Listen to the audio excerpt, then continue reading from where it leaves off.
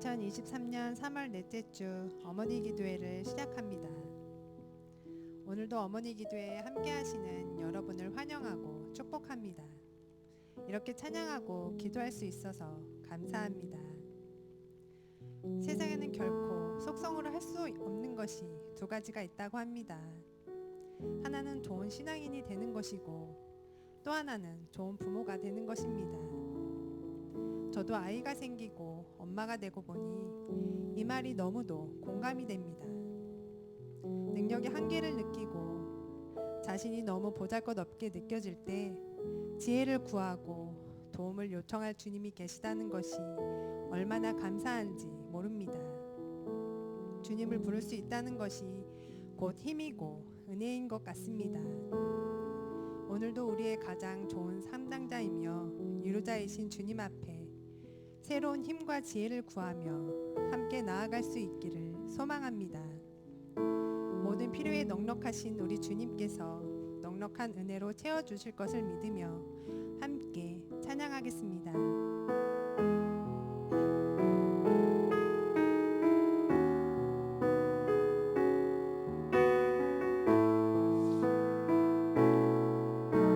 나의 주 나의 하나님이여 나의 주 나의 하나님이여 주를 경배합니다.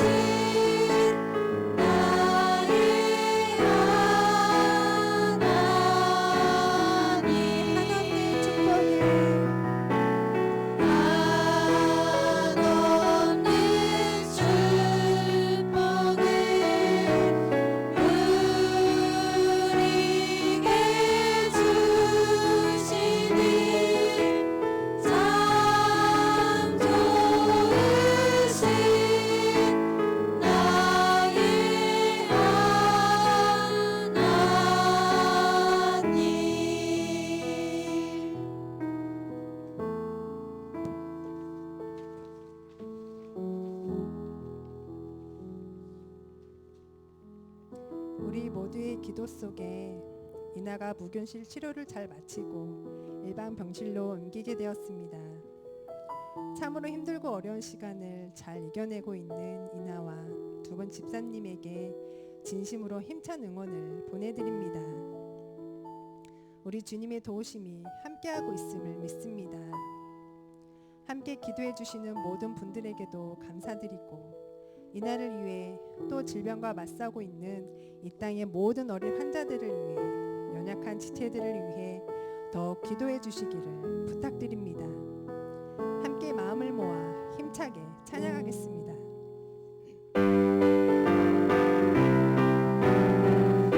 우주의 십자가 보혈로 우주의 십자가 보혈로 죄 씻음 받기를 원하네. 내 죄를 씻으신 주 이름 찬송합시다. 찬송합시다. 찬송합시다.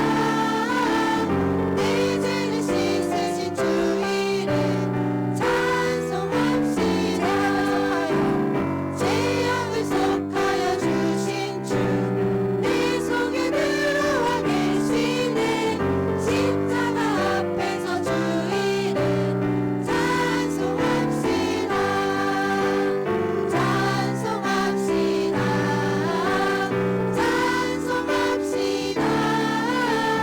내 죄를 씻으신 주 이름 찬송합시다.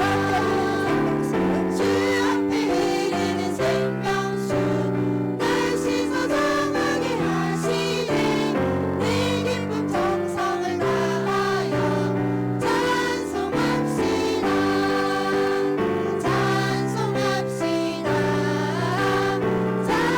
찬송합시다. 내 죄를 씻으신 주 이름 찬송합시다.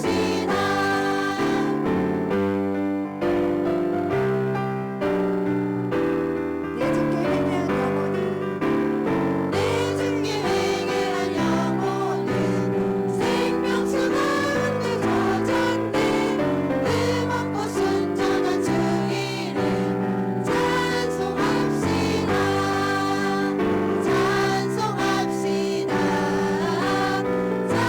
찬송합시다. 내 죄를 씻으신 주 이름 찬송합시다. 찬송합시다. 찬송합시다. 내 죄를 씻으신 주 이름 찬송합시다.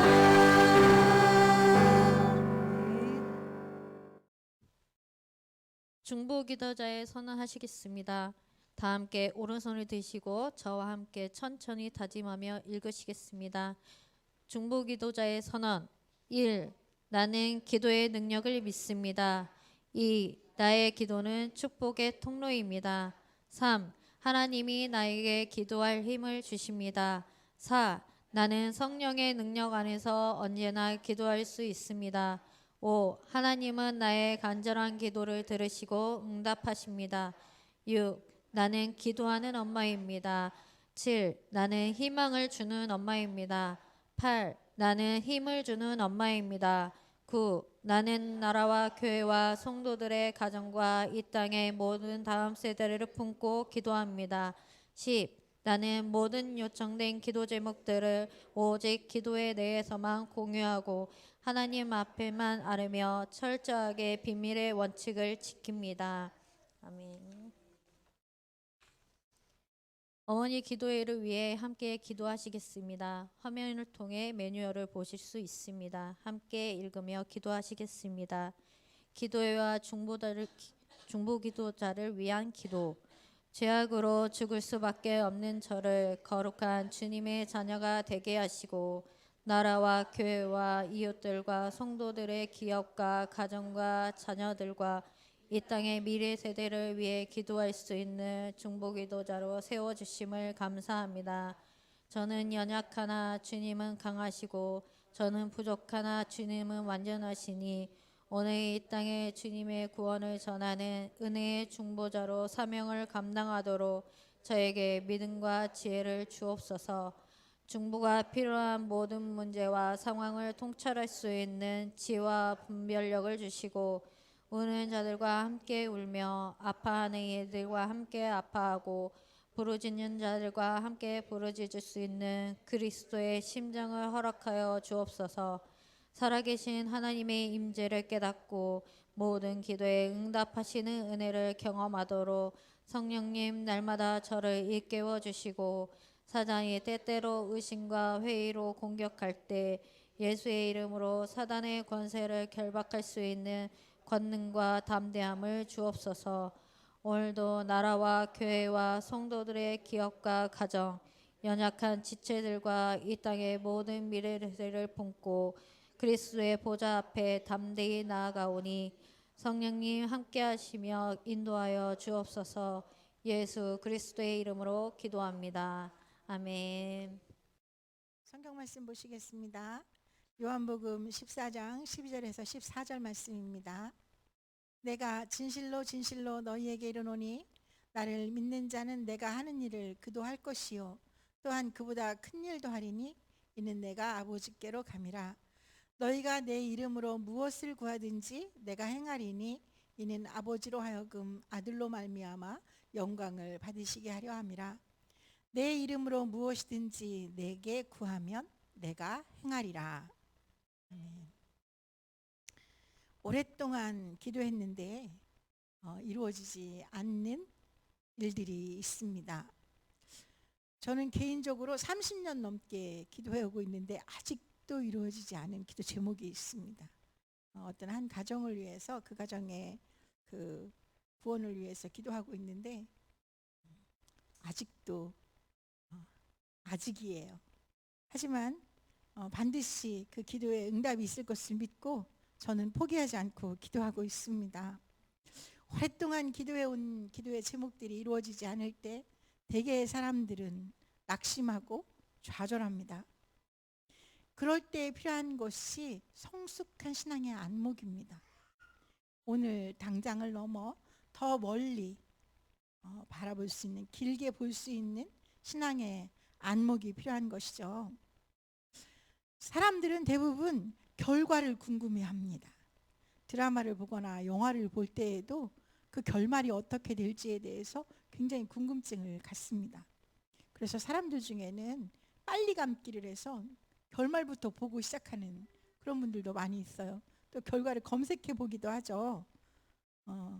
저 연인들은 저렇게 애틋한데 저 모든 방해를 무릅쓰고 이루어질 것인가?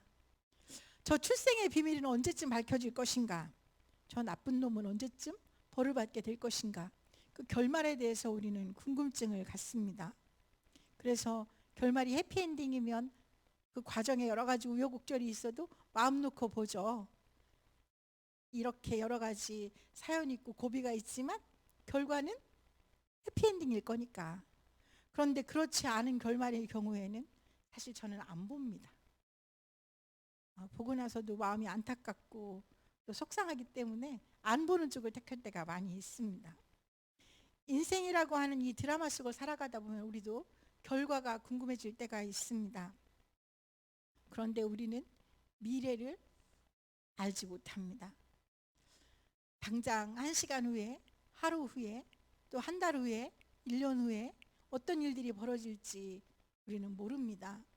그런데 그럼에도 모르는 미래를 알고 싶어하는 이 궁금증 때문에 때로 우리는 엉뚱한 길로 가기도 합니다.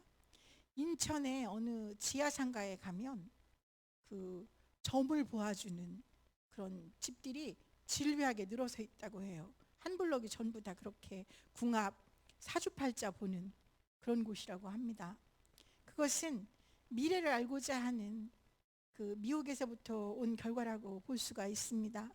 또 우리 사회에 이 넘쳐나고 있는 이단과 사이비의 문제도 그렇습니다. 이단과 사이비는 어떻게 다른지 아세요? 이단은 종교적인 언어예요. 정통적인 어떤 교리와 다른 내용의 어떤 교리를 주장하는 것을 이단이라고 합니다. 사이비는 어떤 단체가 이익을 창출해내기 위해서 그러니까 어떤 재물을 모아들이기 위해서 불법적이고 탈법적이고 그런 나쁜 일들을 행하는 것을 사입이라고 해요. 사실 한국 사회에 굉장히 많은 이단들이 있다고 하지만 엄밀하게 말하면 이들은 이단이라고 하기보다는 사입이라고 해야 옳습니다. 그들은 신앙에 관심 있지 않아요. 진리에 관심 있지 않습니다. 어떤 믿음의 교리를 가지고 논쟁하거나 연구하거나 다퉈보려고 하는 생각이 있는 것이 아니라 처음부터 목적이 어디에 있어요? 욕심을 채우는 데 있습니다. 그렇기 때문에 사실 우리나라에 그 넘쳐나고 있는 많은 이단들은 사이비들입니다. 그런데도 불구하고 이 사이비에 넘어가는 이유가 무엇일까요? 그것은 우리가 신앙에 대해서, 진리에 대해서 바르게 알지 못하기 때문입니다. 진리는 어느 시대에나 진리, 누구에게나 진리, 아주 상식적이고 보편적이어야 진리입니다. 우리 예수 그리스도에 대한 기독교의 진리는 2000년 동안 계속해서 연구되고 있습니다. 기독교 신학은 아직 마무리되지 않았어요. 아직도 계속해서 연구되어지고 있습니다. 그러나 여러분도 알고 저도 알고 분명한 진리는 예수님이 우리의 구원자라는 사실입니다. 예수가 그리스도라는 것입니다. 다른 곳에 구원이 있지 않습니다. 다른 길에 있지 않습니다. 구원은 예수님께 있습니다. 예수님이 우리의 구원자이시고 예수 그리스도를 믿는 우리에게는 최후 승리가 보장되어 있다는 것, 미래에 대해서 어떤 궁금증을 가지고 또 여기저기 물어보러 다니거나 그러실 필요 없으세요. 왜? 성경이 우리에게 다 가르쳐주고 있기 때문이에요. 성경은 우리에게 우리는 이제 저주 아래 있지 않고 형벌 아래 있지 않고 은혜 아래 있음을 가르쳐주고 있습니다. 예수님이 이 세상에 오신 것은 우리를 벌하려고 오셨을까요? 하나님은 정의로우신 분이시기 때문에 죄를 지으면 반드시 그 죄에 대해 대가를 지불해야 됩니다. 죄를 지었는데 그 죄가 저절로 없어지지 않아요. 죄는 죗값을 치루어야 없어집니다. 우리 인간이 모두 죄를 지었기 때문에 우리에게는 어떤 형벌이 주어지게 되었습니까? 죽음이라는 형벌이 주어지게 되었습니다. 우리는 모두 죄를 지었고 죄의 값을 치러야 되는 존재들입니다. 그런데 우리의 죄값을 누가? 예수님께서 대신 치러주기 위해 이 땅에 오셨습니다. 그리고 십자가를 지고 죽으심으로 우리가 치러야 할 죄값을 대신 치러주셨습니다. 예수님이 죄값을 치러주셨기 때문에 우리는 죄로부터 자유하게 되었습니다. 다시 말하면 우리가 죄값으로 받아야 될 죽음으로부터 벗어나게 되었다는 것입니다. 예수님은 우리를 위해 대신 죽으셨습니다. 그런데 예수님이 죽으시고 그래서 우리의 죄값을 다 치워주시고 그것으로 끝? 그게 아니에요. 돌아가셨던 예수님은 다시 살아나셨습니다. 예수님의 부활은 이제 더 이상 죽음이 우리에게 왕노릇할 수 없게 되었다는 뜻이에요. 우리는 죽음이 운명 지어준 존재가 아니라 죽음을 이겨낼 수 있는 존재가 된 것입니다. 예수님이 부활하셨으므로 성경은 이 사실을 우리에게 분명히 가르쳐주고 있습니다. 그런데 이렇게 우리를 위해 십자가에 죽으시고 다시 살아나셔서 우리에게도 영생의 소망을 주신 주님은 지금 어디 계실까요? 무엇을 하고 계실까요? 그 주님이 어떤 사람으로 어떤 특별한 인물로 이 땅에 오셔서 이것은 사이비들이 주장하는 것이죠. 지금 그 예수님은 어디에 계신지 무엇을 하고 계신지 성경은 우리에게 분명히 알려주고 있습니다. 히브리서 10장 12절은 이렇게 이야기합니다. 오직 그리스도는 죄를 위하여 한 영원한 제사를 드리시고 하나님 우편에 앉으사. 예수님께서는 부활하신 다음에 모두가 보는 앞에서 하늘에 오르셨습니다. 그리고 하나님 우편에 앉으셨습니다. 하나님 우편에 앉으셔서 무엇을 하고 계실까요? 로마서 8장 34절에서 그 대답도 명확하게 주고 있습니다. 누가 정죄하리요?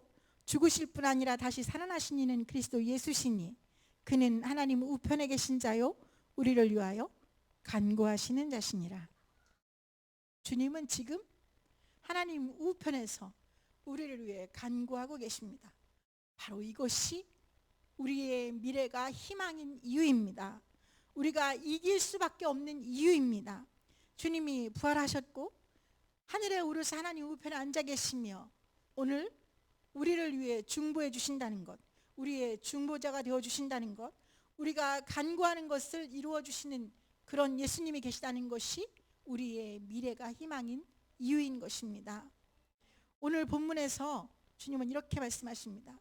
내가 진실로 진실로 너희에게 이르노니 나를 믿는 자는 내가 하는 일을 그도 할 것이요 또한 그보다 큰 일도 하리니 이는 내가 아버지께로 감이라. 너희가 내가 한 일과 같은 일들을 너희도 할 수 있어. 그보다 더 큰 일도 할 수 있단다. 그런데 그렇게 할 수 있는 이유는 내가 아버지께로 가기 때문이야. 이것은 중보의 약속입니다. 주님이 아버지께로 가셔서 우리를 위해 중보해 주시고 우리가 원하는 대로 기도하는 대로 이루어 주실 것이기 때문에 우리는 주님처럼 주님보다 더 큰 일도 할 수 있는 능력을 갖게 된다는 것입니다. 사실 여러분과 제가 굉장히 유능한 사람들일까요? 우리가 서로 한번 돌아보실까요?